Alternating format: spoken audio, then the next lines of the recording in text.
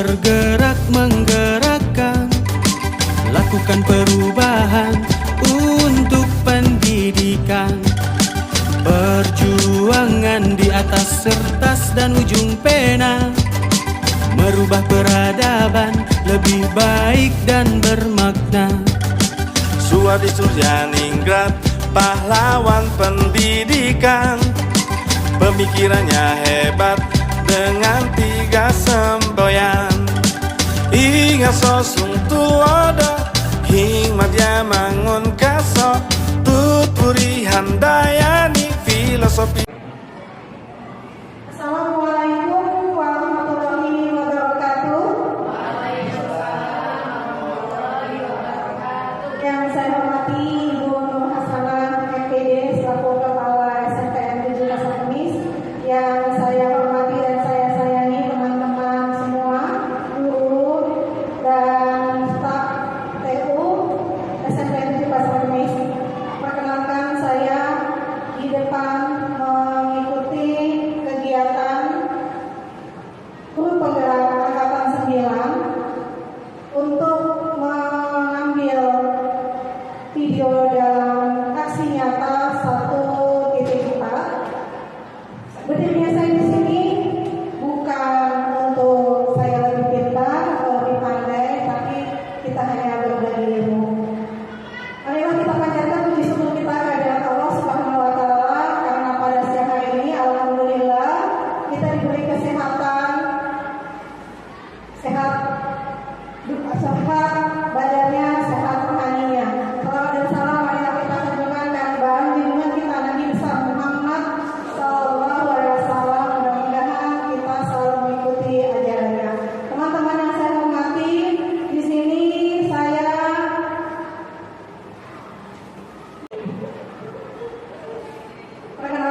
perkenalkan saya. Di sini kita akan menerapkan diseminasi penerapan budaya positif, budaya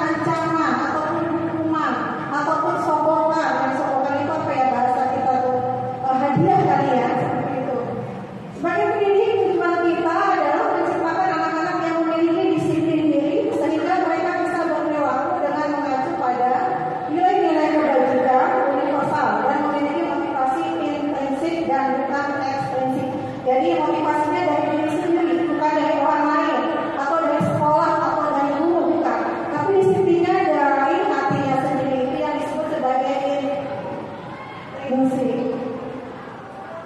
Tadi yang sudah saya sebutkan, disiplin positif itu nanti akan diterangkan satu persatu, makna disiplin, kemudian teori motivasi, 5 posisi kontrol, dan 5 kebutuhan manusia. Kita lihat dulu di sini yang kita pelajari adalah kebutuhan dasar manusia. Apa itu kebutuhan dasar manusia? Ada yang tahu teman-teman?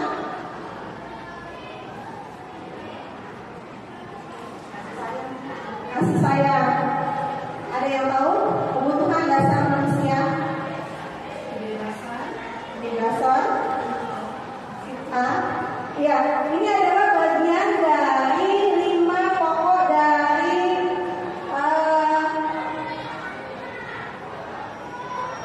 kebutuhan hidup manusia. Kebutuhan dasar manusia yaitu bertahan hidup. Apa itu maksudnya bertahan hidup? Mungkin teman-teman ada yang tahu.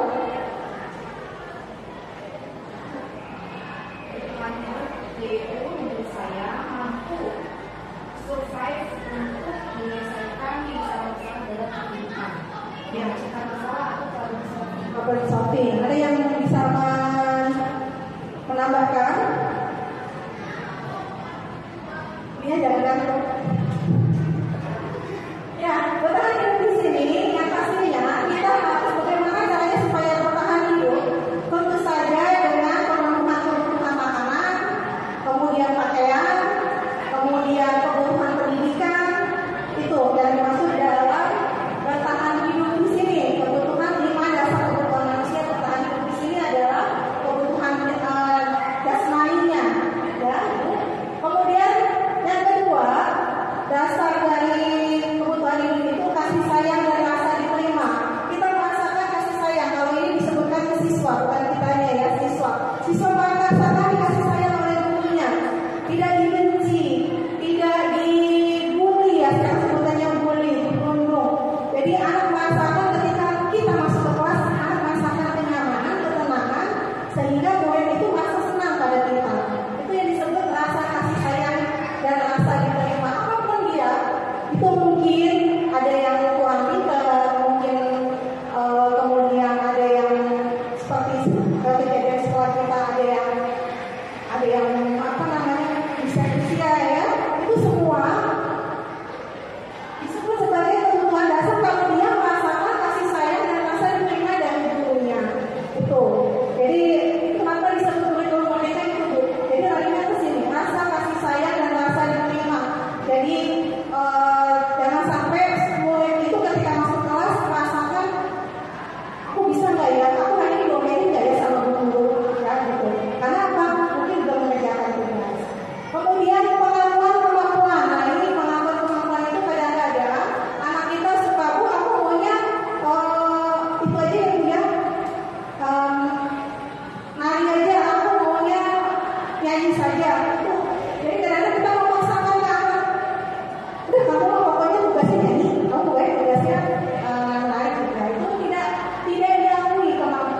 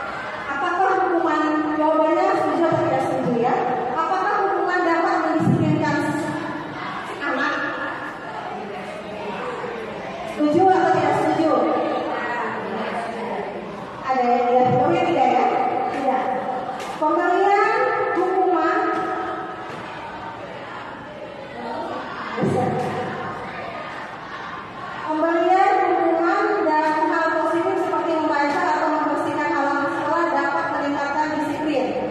Pemberian hukuman, suruh baca, suruh bersihin halaman sekolah. Jadi kecil dia punya kesalahan, terlambat, terus kita hukum nih. Hukumnya itu membersihkan halaman sekolah. Setuju atau tidak setuju? Kalau positif setuju. Gimana? Kedisiplinan. Oke, nanti kita jawab ya.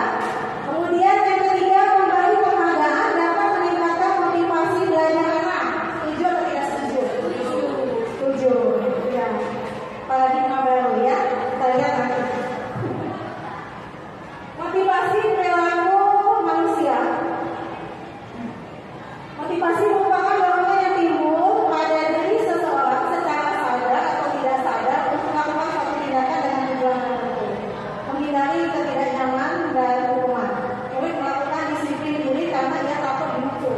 Ia merupakan motivasi intrinsik. Jadi ada peraturan, anak kemudian melakukan kesalahan, anak tidak mau melakukan kesalahan karena nanti akan dihukum. Itu yang namanya motivasi intrinsik. Jadi bukan dari diri sendiri. Kemudian mendapatkan imbalan atau penghargaan. Murid melakukan disiplin diri karena ia ingin mendapat imbalan. Ini merupakan motivasi intrinsik. Sama ayat kita juga ya, anak-anak. Ayo belajar nanti kita jajan. Ya itu yang disebut melakukan menghargai nilai-nilai kebajikan. Itu kan ibu. Jadi murid kita, siswa kita melakukan atau mentaati, sementara saya sebut bahasanya peraturan ya, tapi peraturan karena memang berasal dari dirinya sendiri. Konsep disiplin dengan identitas gagal. Kita lihat tadi hukuman. Hukuman itu ini menurut paradigma baru ya Bu, bahwa hukuman itu menyakitkan, tidak membuat nyaman, murid jadi takut, berkesan memaksa, murid menyembunyikan kesalahan karena takut dihukum, murid menjadi rendah diri karena takut dihukum. Itu konsep disiplin dengan identitas gagal. Jadi kita mengkonsepkan kepada siswa, kamu harus melakukan peraturan. Nah, tapi di sini sifatnya karena hukuman, karena takut dihukum, maka ini disebut dengan identitas gagal. Kemudian penghargaan tidak efektif. Nah, tadi yang disebut ya, kalau penghargaan itu bisa memotivasi anak. Penghargaan di paradigma baru bahwa penghargaan itu tidak efektif, merusak hubungan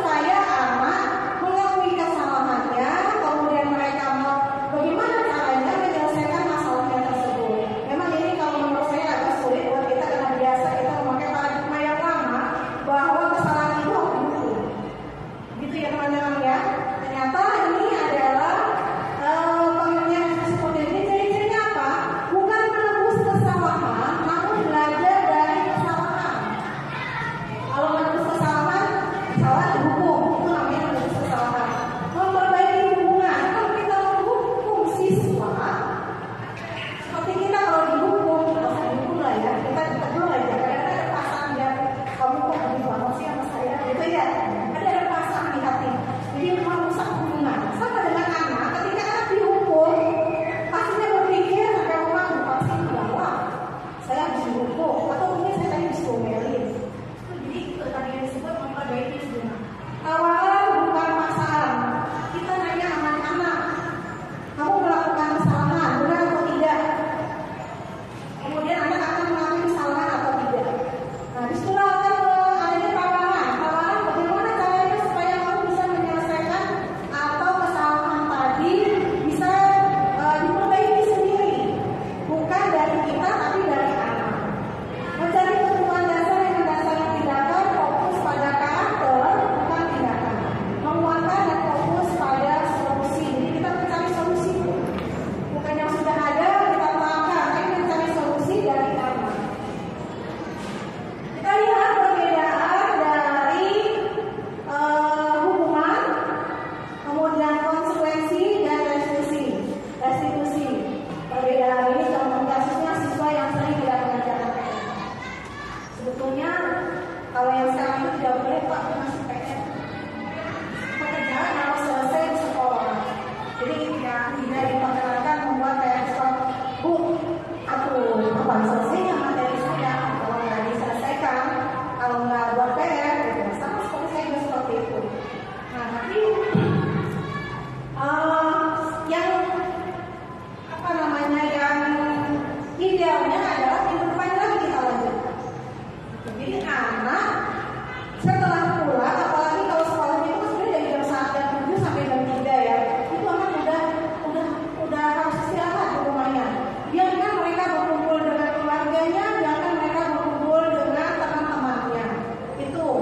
Jadi anak jangan dipaksa untuk melakukan aktivitas lain, kecuali ngaji. Kalau ngaji kan itu kebutuhan dari rohaninya. Kita lihat siswa tidak mengerjakan PR hukumannya. Guru menghukum siswa tersebut hormat bendera selama 10 menit. Ini buku. Guru marah-marah sehingga murid menjadi takut. Pasti gitu ya. Kalau kita marah, pasti murid takut. Yang takut, yang nggak takut, males. Kan gitu ya. Dan biasa itu. Apa itu konsekuensi? Konsekuensi itu guru memberikan konsekuensi untuk mengerjakan PR-nya saat istirahat atau dikerjakan sebanyak 3 kali lipat. Itu konsekuensi karena dia salah, tidak mengerjakan PR, maka ketika belajar itu ditambah. Ketika jam istirahat nggak boleh istirahat, kamu harus kerjakan PR, harus selesai Pak. Nah itu yang disebut konsekuensi. Guru tegas dan siswa menghormati peraturan. Ini konsekuensi. Jadi ada 3 macam. Dan itu bagaimana dengan restitusi? Restitusi itu guru menanyakan keyakinan kelas atau dirinya dan membantu siswa menyelesaikan masalahnya. Nah, jadi kita sudah keyakinan kelas itu sama dengan kesepakatan kelas Bu. Kalau dulu bahasanya kesepakatan kelas, sekarang diubah menjadi keyakinan kelas. Kenapa keyakinan kelas? Dari kesepakatan kelas tadi, misalnya ini contoh kesepakatan kelas. Anak-anak tidak boleh ribut ketika guru mengajar. Itu kesepakatan kelas.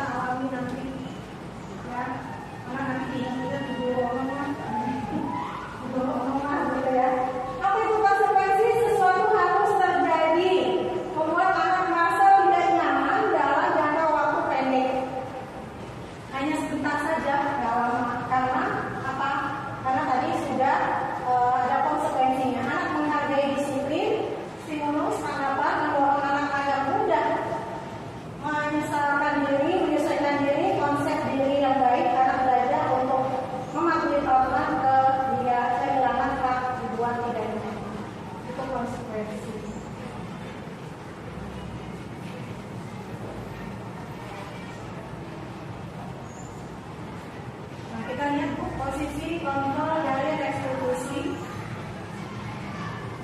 sebagai penghukum, pembuat rasa bersalah sebagai teman, sebagai pemantau, dan sebagai manajer. Menurut Ibu, posisi kontrol 5 ini mana yang ideal?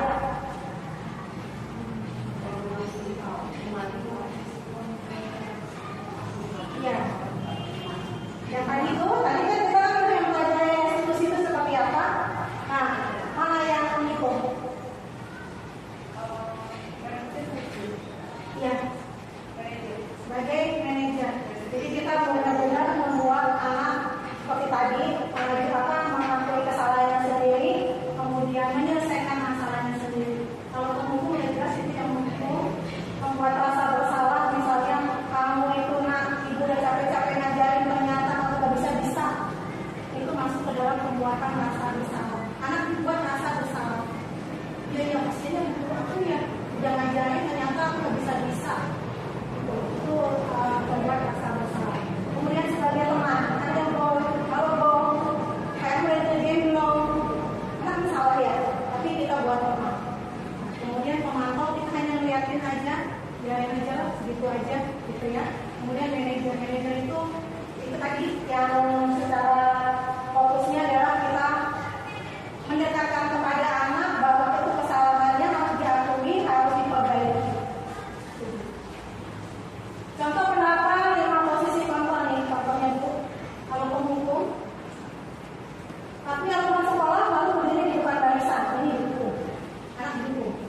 Membuat rasa bersalah, beberapa kali guru harus memberitahu kamu, guru kecewa sama kamu, anak tuh dibikin rasa bersalah. Kemudian teman, itu seperti buat guru bangga, kali ini tidak apa-apa kamu salah, seakan-akan dia dijadikan teman. Kemudian pemantau, kamu sudah melanggar apa peraturan dan konsekuensinya. Dan ini manajer, apa kamu tahu kesalahanmu, kira-kira bagaimana kamu akan memperbaiki kesalahanmu. Jadi kita apa sih tadi yang saya ngomong berkali-kali bahwa menyuruh anak supaya mengakui kesalahannya, kemudian memperbaiki kesalahannya seperti apa. Ini tadi yang keyakinan kelas itu. Mengapa keyakinan kelas? Mengapa tidak peraturan kelas? Saya kemarin yang alat pelajaran baru itu saya selalu membuat keyakinan kelas. Kayaknya masih ada di kelas itu, nempel. Tuh, karena yang saya tahu adalah peraturan kelas atau kesepakatan kelas. Ternyata ini yang baru adalah keyakinan kelas. Jadi diyakini kelas. Mengapa kita memiliki peraturan tentang penggunaan helm pada saat mengendarai kendaraan roda 2 atau motor? Mengapa kita memiliki peraturan tentang penggunaan masker dan mencuci tangan setiap saat? Ini kegiatan maksud kita praktekannya seperti apa sih tentang peraturan kelas itu? Merumuskan peraturan menjadi keyakinan seperti tadi contohnya tentang peraturan tadi contohnya apa ya?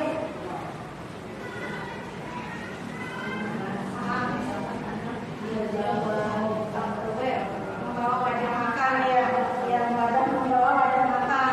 Jadi kan secara aturannya ya, keyakinannya seperti apa tadi? Ya, keyakinan kelasnya.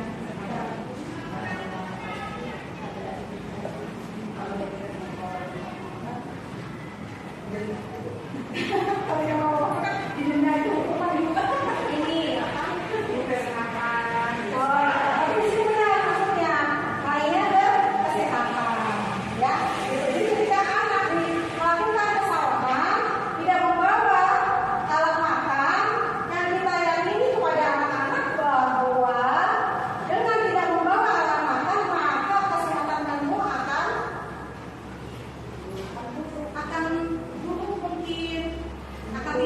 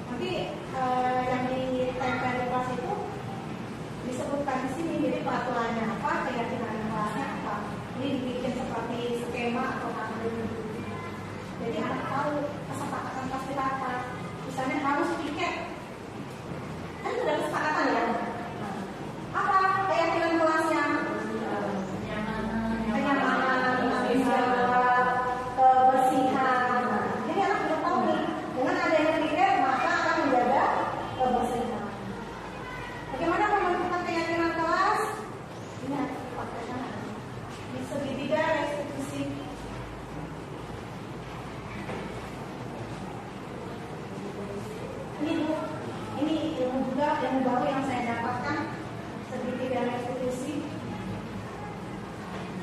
Ada 3 segitiga restitusi itu menanyakan hidup, menstabilkan identitas, stabilkan, kemudian menanyakan keyakinan,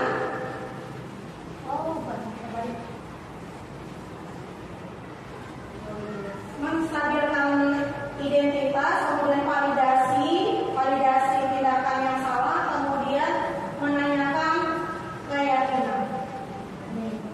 Setiap orang pasti melakukan kesalahan yang ada, misalnya kayak lambat, anak suka lambat kan ya, kita sendiri juga suka lambat ya.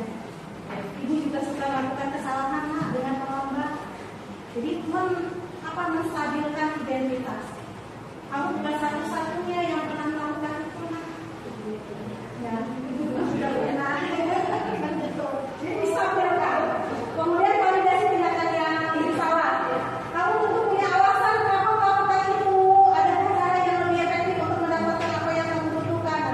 Kita tanya, kamu tentu punya alasan kenapa kamu melakukan itu, nak. Saya kesiangan.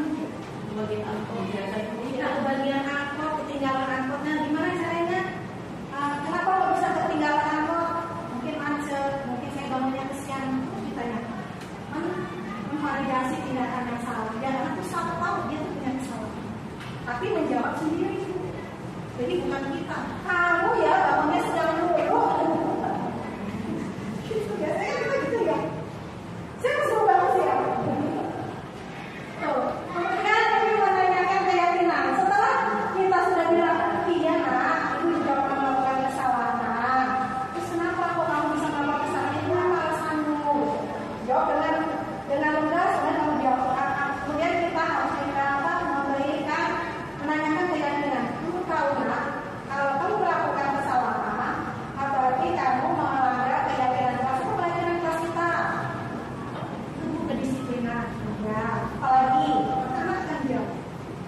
Kemudian kita akan berbicara lagi bahwa gimana supaya kamu bisa mengubah itu.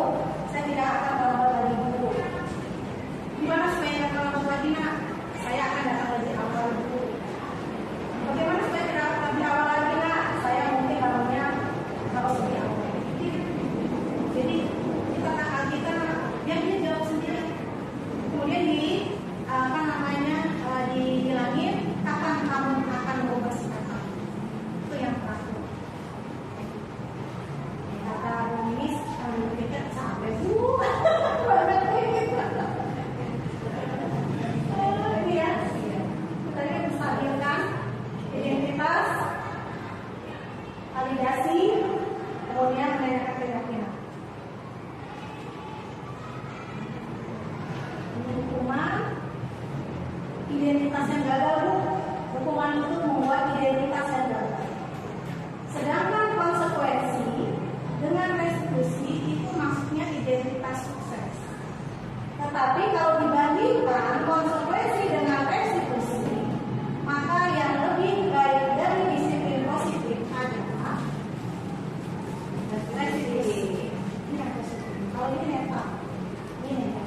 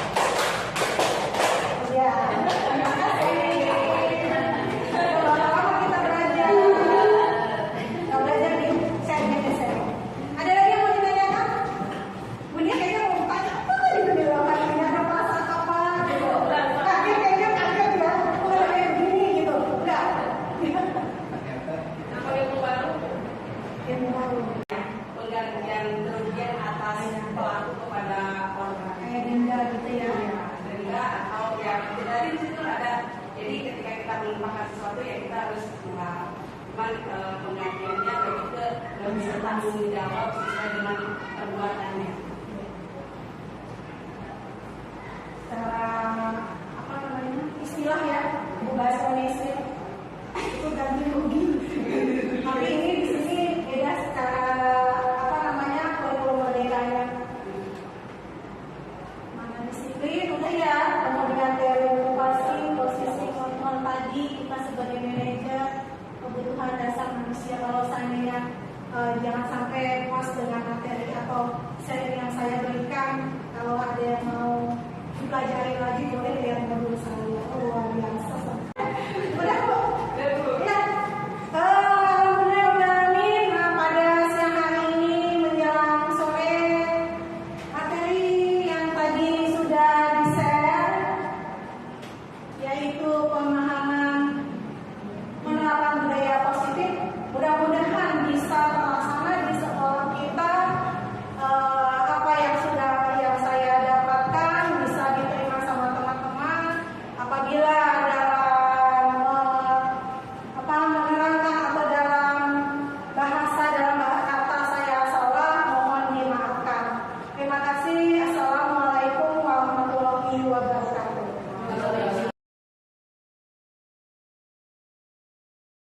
Assalamualaikum warahmatullahi wabarakatuh.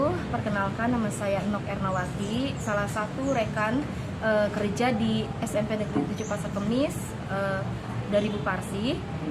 Baik, setelah saya mengikuti diseminasi yang telah dilaksanakan oleh Bu Parsi, saya menjadi lebih paham mengenai apa itu perbedaan dari hukuman, konsekuensi, dan restitusi. Dan itu sangat-sangat jauh berbeda maknanya.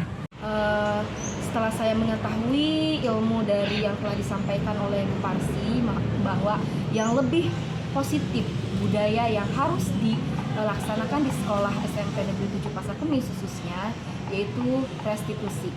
Terima kasih. Assalamualaikum warahmatullahi wabarakatuh. Assalamualaikum warahmatullahi wabarakatuh.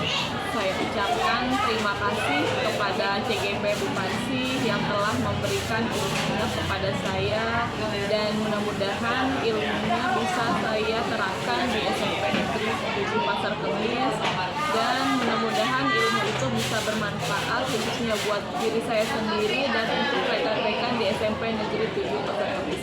Semangat dan sukses selalu untuk Bu Parsi. Kawan guru penggerak, lanjutkan perjuangan Ki Hajar Dewantara. Guru bergerak di seluruh Nusantara, lakukan perubahan dengan aksi yang nyata. Di depan beri teladan, majukan pendidikan. Di tengah beri semangat selaras dengan kodrat. Di belakang beri dukungan. Yo, teruskan perjuangan. Didik baik-baik, ajari dengan hati. Sebelum memulai pelajaran, marilah kita berdoa menurut agama dan kepercayaan masing-masing. Berdoa dimulai.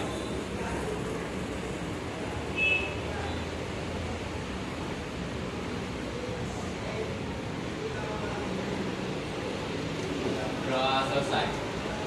Siap berdiri. Ucapkan salam.